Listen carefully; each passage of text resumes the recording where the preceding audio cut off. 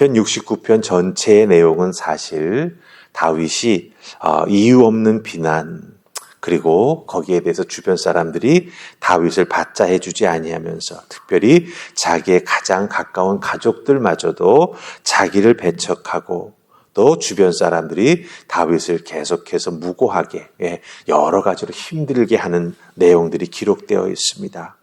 이것을 고민하다가 이제 오늘 말씀 속에서는 이렇게 수렁에 빠진 것과 같고 사람들에게 버림받은 것과 같은 나를 하나님께서 건져달라고, 주의 인자와 자비로 나를 건져달라고 기도합니다.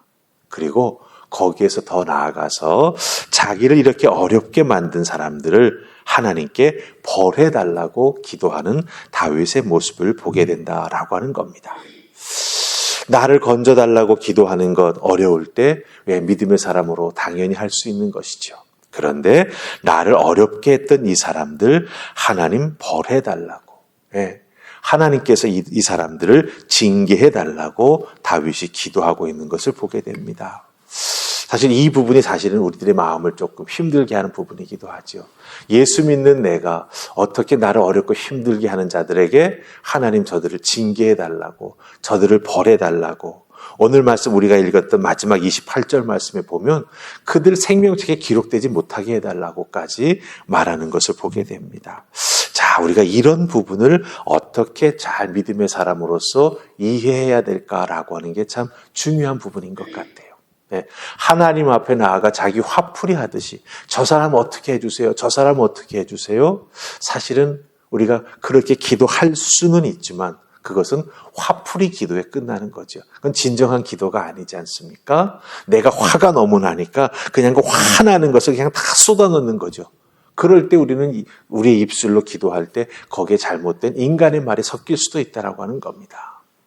그러기에 오늘 다윗이 하나님 앞에 자기를 건져달라고 기도하는 내용, 또한 대적들을 벌해달라고 하는 내용을 잘 살피면서 우리들의 기도 생활 속에서 우리는 이렇게 어렵고 힘들 때 건져달라고 하는 기도는 당연히 해야 됩니다.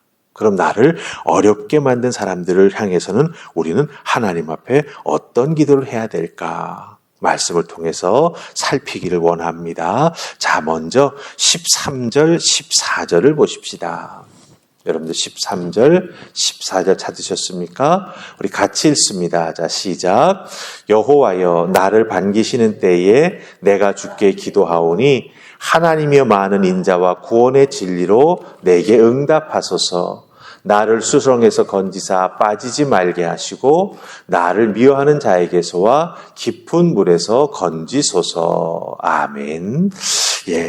다윗이 하나님 앞에 자기를 건져달라고 기도하는데 여러분들 13절 말씀 잘 보시기 바랍니다. 특별히 나를 반기시는 때에 이렇게 표현하는 거 보게 됩니다. 그때 내가 기도합니다. 하나님 내게 응답하시고 나를 구원해 주십시오라고 말하고 있습니다. 자, 여기서 반기시는 때라고 말할 때 이 반기다라고 하는 게 무슨 뜻일까? 이게 참 중요합니다. 이 반기다라고 하는 건 누군가를 만났을 때 반갑게 맞아주는 것, 그런 의미가 한 30%는 있어요. 그럼 나머지 70%의 의미는 무엇이냐라고 하면 이 반기다라고 하는 것은 하나님의 기준으로 볼 때 의롭다고 인정해 주시기에 나를 받아주시는 걸 의미합니다. 근데 여기서 우리 한국말 성경은 이것을 반기다라고 하는 말로 번역을 했습니다. 하나님의 뜻으로 나를 판단하실 때 하나님 앞에 내가 의롭고 인정받을 수 있는 믿음의 사람이기에 하나님 나를 받아주십시오라고 하는 거예요. 그런 나를 하나님께서 반갑게 여기시고 받아주십시오라고 하는 뜻이 이 반기다라고 하는 단어가 가지고 있는 원래 뜻이 된다라고 하는 거예요. 그러니까 여러분들 14절 잘 보세요. 여호와여 나를 반기시는 때에 라고 말할 때 무엇입니까? 하나님 내가 지금 고난받고 어렵고 힘들고 정말 눈물이 앞을 가리지 않는 그런 가리는 상황 속에 있습니다. 그런데 하나님의 기준으로 나를 바라보실 때 내가 이렇게 어려움을 당하는 게 맞습니까? 내가 사람들로부터 이렇게 무시당하는 것이 맞습니까? 사람들이 나로 하여금 없는 사람처럼 취급하는 게 맞습니까? 하나님 그것이 합당하지 않다고 여기신다면, 즉 내가 그런 비난을 받을 죄를 지은 것이 아니라고 하나님이 인정해 주신다면 어떻게 달라는 거예요? 나를 하나님 좀 반겨주세요. 나를 좀 인정해 주세요. 나를 좀 위로해 주세요. 나를 좀 받아주세요. 이렇게 다윗이 말하고 있다라고 하는 것입니다.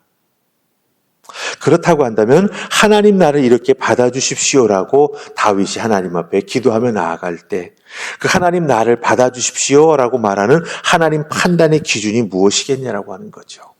13절 끝부분 보시기 바랍니다. 하나님에게는 무엇이 많습니까? 인자와 구원의 진리가 하나님께 많이 있다라고 하는 거예요. 그러니 하나님께서 그 많은 인자와 구원의 진리로 나를 판단하시고 나를 받아주십시오라고 말하고 있는 겁니다. 중요한 것은 이것입니다. 내가 무조건 어렵고 힘들다고 나를 용서하시고 나를 무조건 받아주십시오가 아닙니다. 즉 하나님의 기준, 하나님의 구원의 진리, 하나님의 인자, 이것에 합한 내가 될 때 하나님께서 하나님의 거룩하심과 사랑을 통하여 나를 건져달라고 이렇게 하나님 앞에 다윗은 간구하고 나아가고 있다라고 하는 것이죠. 그렇기 때문에 이 말씀을 통해서 우리는 우리 스스로가 하나님 앞에 나를 좀 건져달라고, 하나님 나를 좀 받아달라고 우리가 기도할 때가 있습니다. 그때 우리가 기도하는 내용을 잘 살펴야 된다라고 하는 거죠. 어떤 내용을 살펴야 합니까? 하나님 앞에 내가 정말 힘들고 어려운 일을 당하고 누구 때문에, 어떤 사람 때문에 눈물 나는 일들이 자꾸 생깁니다. 그럴 때 하나님 앞에 나아가 이 부분을 해결해 달라고 우리가 많이 기도하죠. 그럼 잘 보십시다. 누구 때문이라고 말할 때, 그 누구 때문에라고 할 때 그 사람과 나 사이의 관계가 어떤가를 잘 살펴야 한다라고 하는 거죠. 물론 그 사람의 성품에 문제가 있어서 나 때문에 뭔가를 할 수 있는 아무런 이유가 없음에도 불구하고 나에게 그렇게 행할 수가 있습니다. 그렇다면 하나님 당연히 용서해 주시고 하나님께서 우리를 회복시켜 주시고 우리를 이끌어 주시고 위로해 주실 것입니다. 그런데 그 사람과 나 사이에 어렵고 힘든 문제가 얽혀 있다라고 한다면 어떻게 해야 되겠습니까? 그 문제를 해결하는 용기가 우리에게 필요한 거예요. 그 용기, 그 관계가 해결이 돼야 되지 않겠습니까? 그 관계가 해결됨을 보시고 하나님께서 우리를 위로해 주시고 우리를 회복시켜 주신다라고 하는 거예요. 그렇기 때문에 그 관계를 회복하기 위해서 믿음의 사람이 먼저 움직여 나아가는 것, 그게 진정한 믿음의 사람의 모습이요, 믿음의 도리가 된다라고 하는 것이죠. 그런 것들을 우리가 하나하나 진행해 나아가면서 하나님의 거룩하심과 인자와 구원의 진리로 나를 바라다 보실 때, 하나님, 내가 이런 노력을 했고 하나님 앞에 이렇게 기도하오니 나를 그 수렁에서 건져주십시오, 나를 받아주십시오, 이렇게 기도할 수 있는 우리가 된다라고 하는 것입니다. 그러게 여러분들, 삶에서 우리가 수렁에 빠지고 어려움에 당할 때 먼저 나 자신을 잘 돌아볼 필요가 있습니다. 그리고 하나님 앞에 손 내밀어 나를 건져주십시오라고 간구하며 나아갈 때 하나님은 하나님의 사랑으로 우리를 찾아봐 주시고 반드시 건져주신다라고 하는 것 꼭 기억하시고 하나님 앞에 먼저 자기 자신을 성결하게 세우며 기도하는 그런 귀한 모습이 있기를 주님의 이름으로 축복합니다. 아멘. 자, 그 다음에 이제 다윗은 하나님 앞에 나의 대적자들을 벌해달라고 기도하고 있습니다. 우리 대표 구절로 우리 19절을 보십시다. 19절부터 쭉 그 다음 내용이 전부가 다 거기에 속하는 것인데 우리가 다 살필 수 없으니 19절 보십시다. 찾으셨습니까? 같이 읽습니다. 시작. 주께서 나의 비방과 수치와 능욕을 아시나이다. 나의 대적자들이 다 주님 앞에 있나이다. 아멘. 그러면서 쭉 내용이 나옵니다. 그들을 이렇게 처벌해 주시고 그들을 이렇게 해 주시고 예, 이런 표현이 나옵니다. 다윗은 자기를 대적하는 자들이 벌받기를 기도합니다.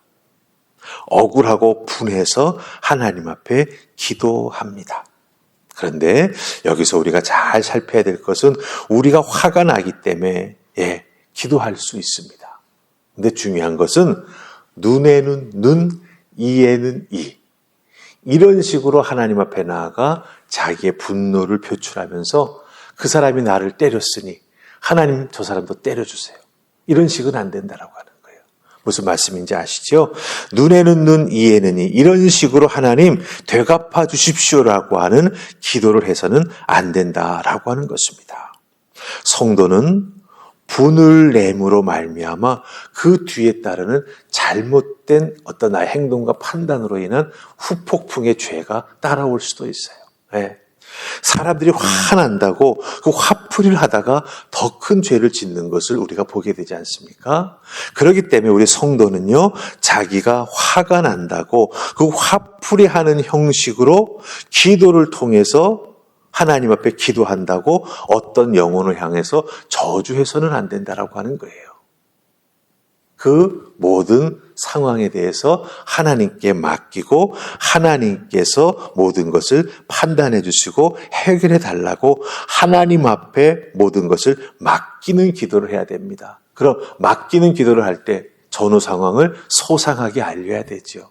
하나님, 제가 이런 아픔이 있습니다. 이런 것 때문에 제가 눈물을 흘립니다. 이런 상황 속에서 제가 손해를 보았습니다. 그런데 이런 것들이 다 제 느끼기에는 무엇 때문인 것 같고 누구 때문인 것 같은데 하나님, 제가 이것 때문에 화가 나는데 하나님 이것을 잘 판단하시고 해결해 주시기를 원합니다라고 하는 이런 사실에 기도할 때 우리가 믿음의 눈으로 그 모든 것을 바라볼 수 있는 그런 안목이 필요하다라고 하는 거죠. 분노에 사로잡혀서 화가 난다고 화풀이하는 기도, 사실은 우리가 조심해야 된다라고 하는 것입니다.